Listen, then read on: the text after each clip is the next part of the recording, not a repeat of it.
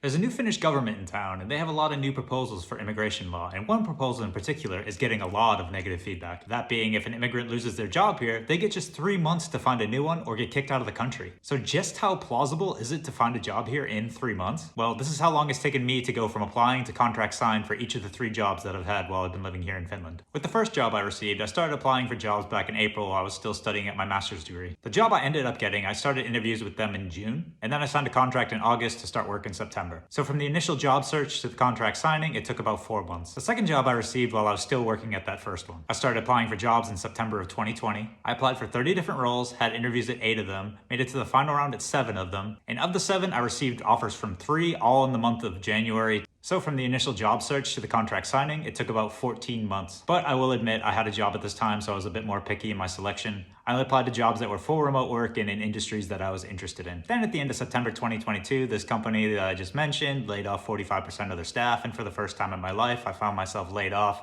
with 11 months left to find a job before my residence permit expired.